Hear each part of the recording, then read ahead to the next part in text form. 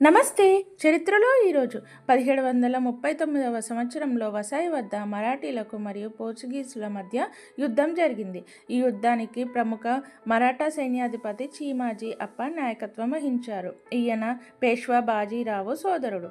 వసాయి అప్పట్లో బసెన్ అనే పేరుతో ముంబై సమీపంలో పోర్చుగీసుల గౌరవ కేంద్రంగా ఉండేది. వారు అక్కడ బలమైన కోటలు కట్టారు. పోర్చుగీసు వారు అప్పటికి కోస్తా ప్రాంతంలో బలంగా ఉన్నారు. వాణిజ్యం, రాజకీయం, ప్రజల మీద అధిక ఆధిపత్యం చూపించారు. దీనికి వ్యతిరేకంగా మరాఠీలు యుద్ధం ప్రకటించారు. చీమాజీ అప్ప నేతృత్వంలో వసాయి కోటను ముట్టడి చేశారు. నెలల తరబడి పోర్చుగీసులకు సరఫరాలను కట్టేసి బాంబు దాడులతో కోటను దెబ్బతీశారు. 1739 మే 16న వసాయి కోట మరాఠీల చేతికి వచ్చింది. ఈ యుద్ధంలో పోర్చుగీసుల ప్రభావం మహారాష్ట్రలో తగ్గింది. మరాఠీల విజయం భారతీయ చరిత్రలో ఒక మైలురాయిగా నిలిచింది. ఇలాంటి మంచి విషయాల కోసం నా ఛానల్ ఫాలో అవ్వండి.